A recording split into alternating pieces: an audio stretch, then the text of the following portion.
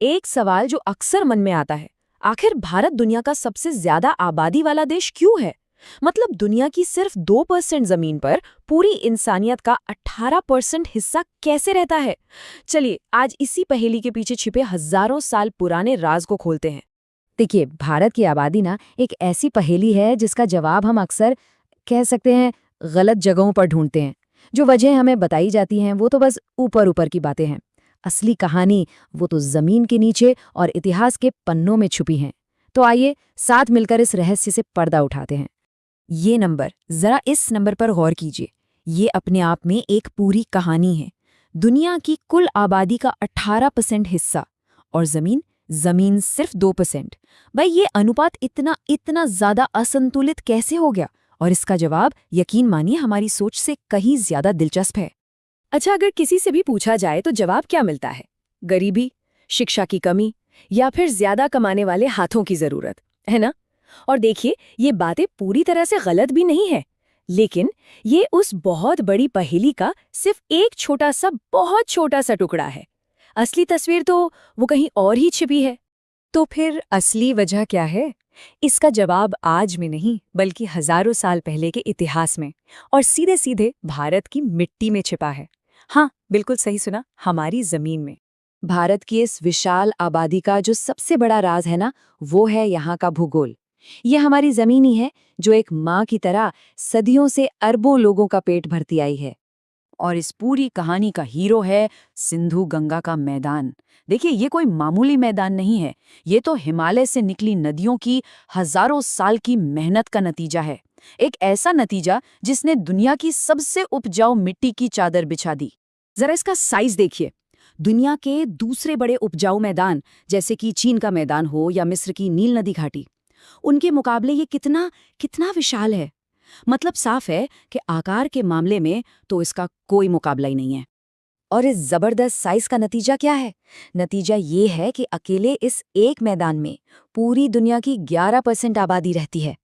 11%! ये number such में हैरान कर देने वाला है। लेकिन बात सिर्फ बड़े होने की नहीं है ना? आखिर ऐसा क्या खास है इस मैदान में जो इसे इतना अनोखा बनाता है?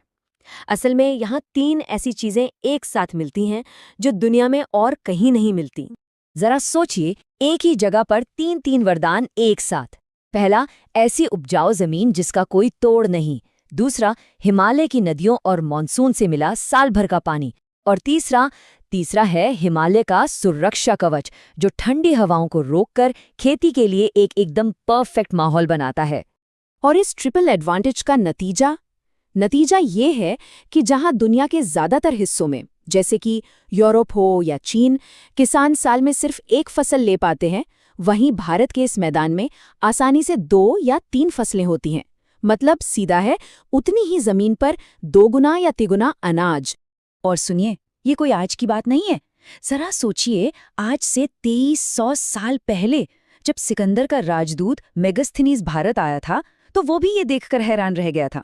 उसने अपनी किताब इंडिका में साफ साफ लिखा था कि भारत एक ऐसी धरती है जहां साल में 2 फसलें होती हैं और अकाल तो कभी पड़ता ही नहीं। लेकिन अगर भारत हमेशा से इतना खुशहाल था तो एक सवाल मन में आता है, फिर ऐसा क्या हुआ कि पिछली कुछ सदियों में चीन की आबादी भारत से आगे निकल गई? इसका जवाब हमारे इतिहास के एक बहुत ही दर्दनाक चैप्टर में छिपा है। देखिए, पुराने आंकड़े एकदम साफ तस्वीर दिखाते हैं। लगभग पूरे इतिहास में भारत की आबादी चीन से ज्यादा ही रही है, चाहे पहली सदी देख लें, 10वीं या फिर 17वीं। तो सवाल ये है कि चीन आगे कैसे निकला? अपनी तरक्की से नहीं, बल्कि भारत की तबाही से। ब्रिटिश राज के दौरान भारत ने अपने इतिहास के सबसे भयानक अकाल देखे, और ये कोई कुदरती आफत नहीं थी। नहीं, ये अंग्रेजों की बनाई हुई नीतियां थीं, जिनकी वजह से करोड़ों भारतीयों की भूख से मौत हो गई। इस तबाही का अंदाजा लगाना भी बहुत मुश्किल है। बस इतना समझिए कि इन अकालों में जितने भारतीय मारे गए, वो संख्या पहले वर्ल्ड वॉर में हुई कुल मौतों से भी 4 गुना ज्यादा थी। 4 गुना! अच्छा, चलिए अब आज के समय में लौटते हैं। आज़ादी के बाद भारत की आबादी अपने नेचुरल लेवल पे वापस लौटी और अब धीरे धीरे स्टेबल हो रही है, स्थिर हो रही है। लेकिन जिस वरदान ने हमें पाला पोसा, आज उसी पर एक नया संकट मंडरा रहा है। एक आम धारणा है कि हमारी आबादी बेतहाशा बढ़ रही है ना? लेकिन सच इसके ठीक उल्टा है। हमारी फर्टिलिटी रेट यानी प्रजनन दर अब 1.9 पर आ गई है। सीधे शब्दों में कहें तो अब औसतन हर महिला 2 से भी कम बच्चों को जन्म दे रही है, जबकि आबादी को सिर्फ स्थिर रखने के लिए ये नंबर 2.1 होना चाहिए। इसका मतलब साफ है, भविष्य में भारत की आबादी बढ़ने के बजाय घटेगी। तो कहानी एकदम साफ है। आज़ादी के बाद जैसे ही वो मैन मेड बनावटी अकाल खत्म हुए, भारत की आबादी अपने नेचुरल रिदम में लौट आई।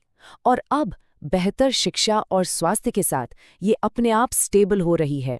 लेकिन असली चिंता की बात तो अब शुरू होती है। जिन 3 वरदानों ने हमें हजारों सालों तक पाला, हिमालय के ग्लेशियर, हमारी नदियां और हमारा मॉनसून, आज वही तीनों क्लाइमेट चेंज की वजह से खतरे में हैं। और ये कोई दूर का खतरा नहीं है, ये अभी हो रहा है, इसी वक्त। हिमालय के ग्लेशियर पहले से 65% ज़्यादा तेज़ी से पिघल रहे हैं। हमारे कुएं और बोरवेल सूखते जा रहे हैं और मौसम की मार से हर साल लाखों एकड़ की फसल तबाह हो रही है। तो आज हम एक बहुत बड़े सवाल के सामने खड़े हैं। जिस भौगोलिक वरदान ने हजारों सालों तक अरबों लोगों को जिंदगी दी, क्या उसे आने वाली पीढ़ियों के लिए बचाया जा सकेगा? और ये सवाल सिर्फ भारत का नहीं, बल्कि हम सब का है।